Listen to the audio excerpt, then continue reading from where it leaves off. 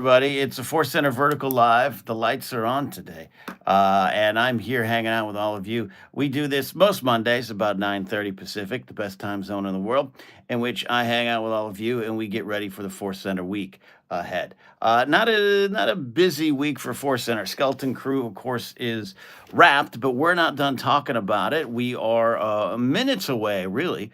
Yeah, just minutes away from recording a recap episode of the entire first season of Skeleton Crew with, I don't know if you heard of them, Alex and Molly from Star Wars Explained. Our good friends are going to be swinging in. Dave Mackay is here. Michael McCarsel's here. I put a little thumbnail up. No further comment needed. But I do think it is become more and more. I don't know. I don't know how to say this without stepping on things. I just love I love the prequels even more today. I love the prequels and what George Lucas was saying in the prequels about power and unlimited power, and those full with greed in their hearts and a grift in their soul as they move forward. So stay safe today wherever you are in the world. And you don't have you could just watch Star Wars today. Why don't, instead of watching the news today, why don't you just turn on A New Hope? A New Hope might be the film to watch today. There you go. Rick Villanueva is here. Good day to remember Nemec's Manifesto. Yeah, or maybe maybe next week. How about this, Rick? We'll strike a deal. Today we watch A New Hope. Next week we start rewatching Andor, leading slowly, taking notes, leading into season 2. Kingsport Cal is here, Addie's here. We got Pim here. We all love democracy. We got the Lowdown show saying I heard Natalie Portman might be in Ahsoka season 2. Yeah, I don't follow any rumors, especially from a lot of those channels. But I'll say this: we don't really we try not to address rumors here. But some of them are fun, if true. And I'm okay with that. I'm okay with a little fun rumor every now and then. I'll just say it. I like Embo. Pro Embo. Here on Force Center. So if you have any questions for me now, if you have anything you want to ask, let me know. As it's just me, Ken Knapsack, hanging out with all of you here, Vertical Live in the Force Center studio, at least my studio. One day, it would be great if we had like a Force Center studio. Maybe it could be a floating studio, maybe an RV. We need a Force Center RV so we can drive around.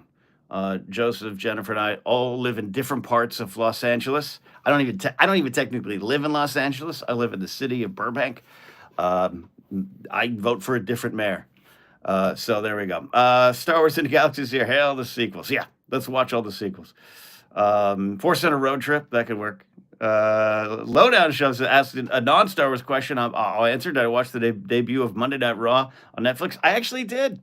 I haven't watched wrestling in 10 years. For those that know, I'm not only a wrestling fan, I was in wrestling. I was worked in, excuse me, the local independent feds here in Los Angeles for a number of years, off and on from 2001 to 2014. So I love wrestling. But I just haven't watched it in 10 years, kept up from a distance. But I did watch the debut of Raw on Netflix, and it was fun. Not every Raw is going to be like that. So I haven't watched since, and maybe I'll try to watch the Royal Rumble. Royal Rumble was always my favorite event. Kingsport Cal says wrestling. A lot of people excited about the Force Center RV. Rick says, what Star Wars character would be good at putting out weekly vertical videos? I think it's Lando. Everyone goes to Lando, and I think that's accurate. I think that's the only answer, is Lando is the only known podcaster in the Star Wars galaxy at this point in time. I think close seconds. So Han wouldn't be disciplined enough. Han wouldn't be disciplined. Kira could do like a good how to rise in power, like scripted podcast. Rick says, how disappointed were you when Weber Gascon wasn't in the Supervisor's Tower? 10%. I think the Supervisor's Tower and Skeleton Crew went exactly as planned, and I loved it. I loved the choice there. Stephen Fry, not always a fan of Stephen Fry, but he is a legend. Has been in a lot of things that I do love. So, including the voice of the guide in Hitchhiker's Guide to the Galaxy. Loved him being the droid up there. I thought that all worked out well. I wouldn't have wanted it to go any other way. We had some big thoughts and ideas here at ForceCenter, as other people did, of a character that connects to all the stories, the kids, adults, and Jod. But I like what it ended up being with. But yes, my journey with Meeber Gascon has it's been an interesting journey to track, hasn't it? From him being a character that I absolutely would go on record and say that I didn't like and that it was horrible, and would use it as proof that the Clone Wars can't be better than any of the movies because of Meeber Gascon. I've gone from that point to meeting and becoming acquaintances with Stephen Stanton, a great guy and a pal. I've had dinner with Stephen a lot of times, and he is the voice of Meeber Gascon, and he didn't try to convince me. He didn't try to convince me. He just stayed true to his love to Meeber Gascon, and then eventually I've come around to where the D Squad arc. I totally understand when George Lucas says it's his favorite arc. It might be a top 5 arc for me in Clone Wars. Now, David McKay says Admiral Raddus himself. Yeah. That's actually around the time I met Stephen. He came into Jedi Council just to hang, and I'm looking at. I have an Admiral Raddus autographed sports card over there, and I've been friends with Stephen and his career ever since. Any more questions? Sunny day in a void. It freaking slaps, says Eli at Star Wars in the Galaxy. Auntie Case Terra's here. I like what it was. The parents knowing the supervisor droid is on his own is creepy. Yeah, absolutely. Auntie K. I say Auntie, but is Auntie more appropriate here? Auntie Case Terra sounds the way to go here.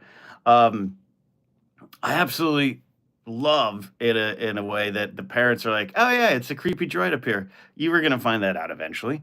No question.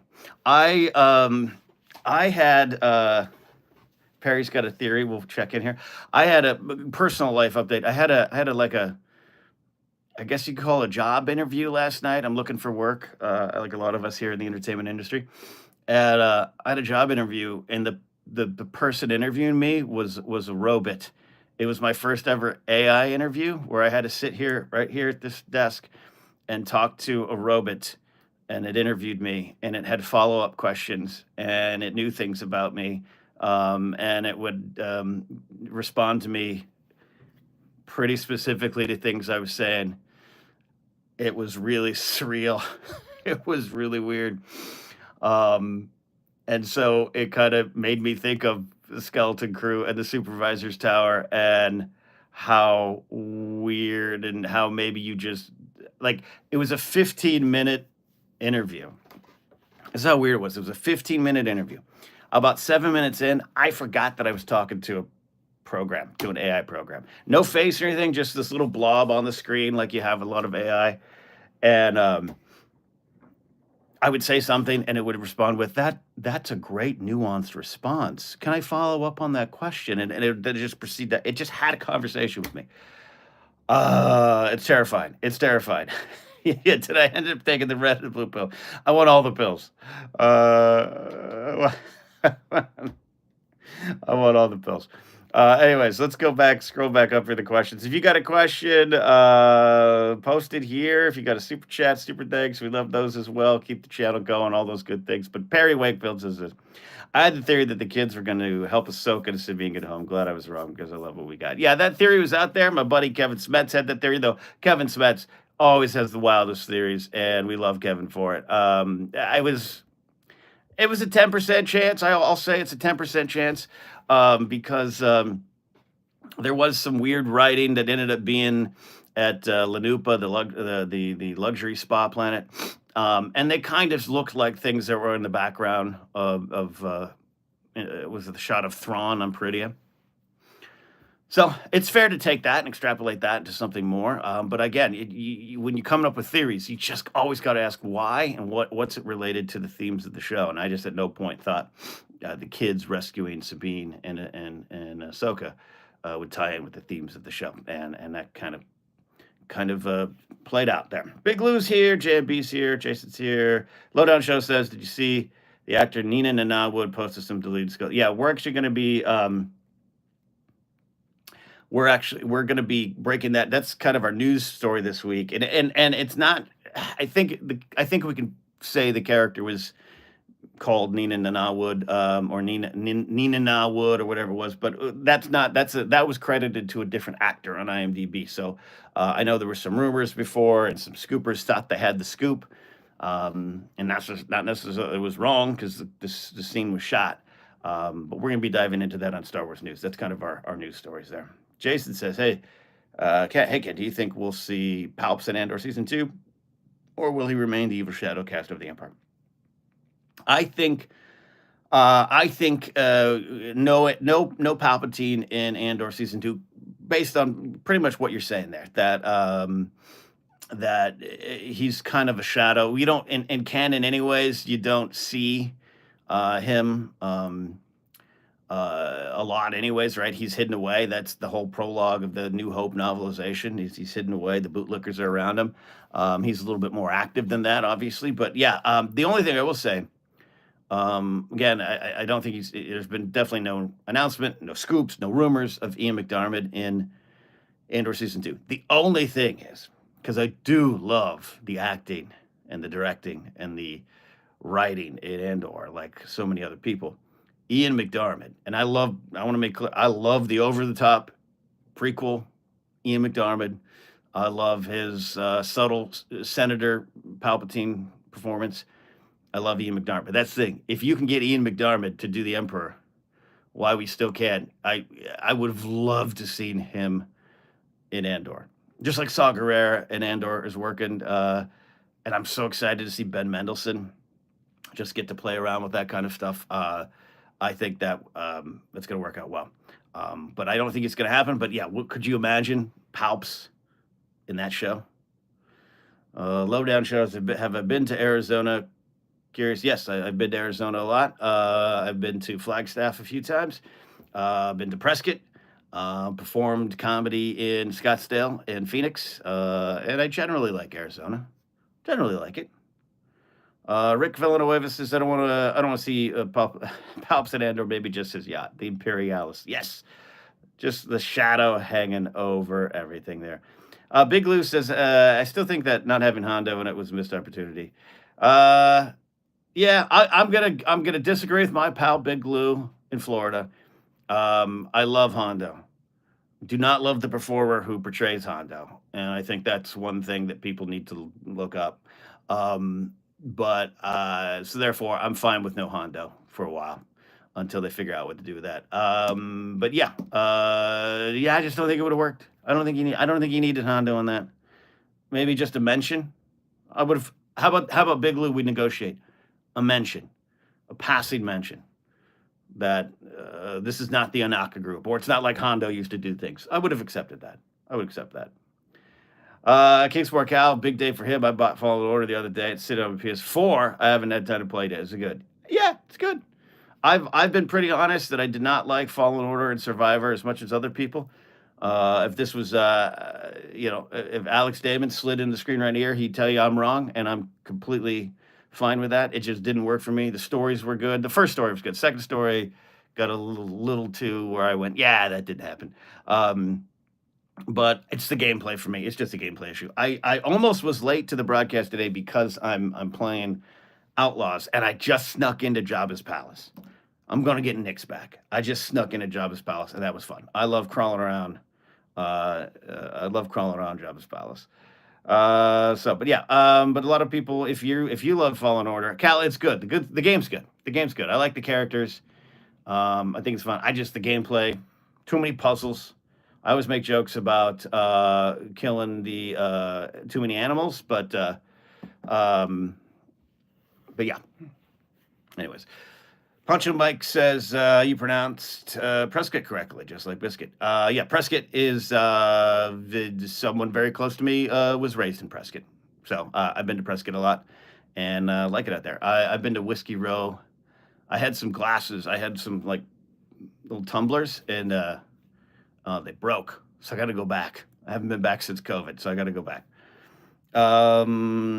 Just finished Outlaws the other day, says Extra Cheddar. Jabba's Palace is my favorite part. Well, there you go. I'm there. I just have always loved it. I don't know why I've been obsessed with Jabba's Palace. I mean, I get why. As a kid, it was terrifying.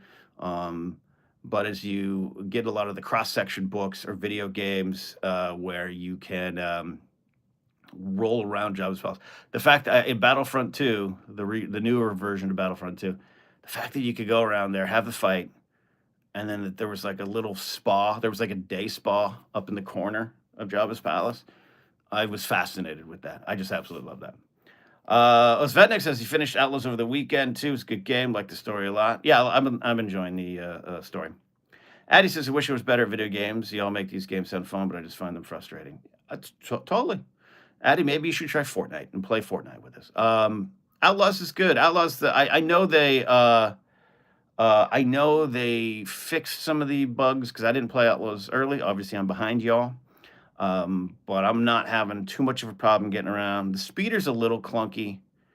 I think the thing I'd want with the speeders is it just goes. Once you get in, it goes, and I don't have to hold or jam on a button, and that way I can concentrate on other things. But it's been okay. You definitely can't explore the pilots as much as Battlefront 2. Yeah. The game's not open world, and I'm a big Red Dead fan. Red Dead 2 is my favorite movie and video game. I wish you could interact with people more in Outlaws. I wish you could steal any speeder.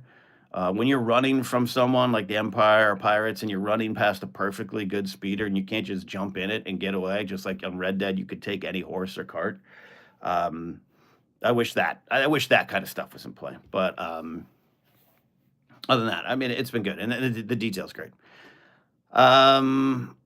Natalie's here saying about to play the Wildcard DLC. I have that. I'm getting around. I'll play that too. Addie was excellent at Animal Crossing. You got to get them bells.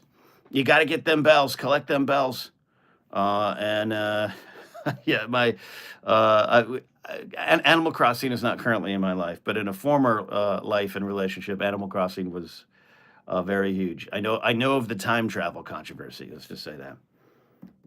Box Office Jack says that's a shame. I was kind of hoping for Red Dead Star Wars. It's close. Like it's close. Don't get me wrong. I really like Outlaws, and the thing, I know Mass Effect did it good. I played the first Mass Effect game and I loved it. But traveling planet to planet in an open world game is hard. It's difficult. It's almost too big. But they handle it well here, and I think there's some good freedom of movement, and I really like what they did. Sorry, I just got a weird text because I'm shooting on my phone. And as you know, if anyone calls me on this phone and I'm live streaming, it shuts the stream down temporarily. I just saw I got a British phone number, plus 63, at least UK, European, whatever you want to say. They texted me saying I have a unpaid toll bill on my vehicle, and they want me to give all my credit card or banking information to them now to settle it. They found me. GTA in a galaxy far, far away. I'd like that. Yeah. Cassandra, I love Animal Crossing. Animal Crossing is yeah. It was Maddie Gunner. Extra Tender, which planets have been to so far in Outlaws? The first planet, what is that? Tushara. Then Kijimi, which I'm not done on Kijimi. I had a lot of fun, and I really liked roaming around Kijimi. I'm working mostly with the Crimson Dawn clan or cartel organization, whatever you want to call them. But Ashiga is I'm making some headway with them. But then I had the opportunity to go to Tatooine, and I was like, I need to do this. I need to go to Tatooine. So I did, and it's been fun. Final questions here. David McKay says, now we're plus 44. That must be a legit call. Well, then there we go. I don't think Kashyyyk's an option in the game, Cal, but I wish it was. All right, so final questions. I do have to get ready. We are recording with Alex and Molly today. We do these little hangouts, just vertical live, me in my studio as we get ready for ForceCenter. I have the lights on today, so I'd see close to my face there. Sorry. Oh, I can't turn that light on yet. That computer's not on. So we Sheikah blows, man. Long live Red Dawn. Carl, I agree with you. I'm ready to turn on a Sheikah. I just didn't like the Pikes. I was bad with the Pikes. The Pikes really don't like me. Extra Cheddar says, any thoughts on the Padme rumors that came over? I haven't actually seen the Padme rumors, but they've been mentioned here in chat. Here's the thing about rumors. Like, you got the rumor of Kenobi in season 2. I believe it. I'm hoping there's more of that. I would love if Padme was there. I would love if Natalie Portman would want to come back to Star Wars. The only insider story I ever really heard back in the day, that I can say on air. The one in 2017 was she was finally willing to come back, and her and Hayden were going to be there at 2017 Orlando. But I think she was pregnant at the time and couldn't fly out, something like that. So unfortunately, we missed that opportunity. So Padme is the great big miss in terms of they don't talk about her. They rarely say her name. I wish there was a reference to her in Rise of Skywalker. Kenobi was the best. They couldn't quite say the name, and you couldn't say it till I got that. That made sense. But any chance to bring Portman back in would be great. That would be that. But we'll wait till it's official. We'll see. Yeah, there you go. Addie says it there. And he says, wait, with Alex Molly, are you recording for again? I missed it. We are recording here in a few minutes. I got to get going, actually, to do a kind of a season look back. Not even, I wouldn't call it even a review, but just a chatting with them about Skeleton Crew. So that will be coming to you probably Wednesday or Thursday, and then our news episode tomorrow. And we will be just talking about that Jedi story. And that'll be that. All right. Big Lou says Kenobi's speech at the end of Kenobi makes me cry every time. It does. I just did a rewatch of the Obi-Wan Kenobi series, and loved it then, loved it now. I'm halfway through my Book of Boba Fett rewatch, and I'll say this: I think the first episode of Book of Boba Fett. I love the series. Spoiler: first episode of Book of Boba Fett, really good. Second episode of Book of Boba Fett, I think, is one of the best episodes of Star Wars television. Steph Green directed that. The train stoppage, the ceremony. I think it's great. And I love the rest of the series. Some of my favorite moments come later in the series. Love the Mando episodes. Love the Grogu Luke episodes. I love the series, but I really think that second episode is one of the finest. If I was to write a second book, Why We Still Love Star Wars, I would write about that episode a lot there too. Okay, that's it. Thanks for hanging out.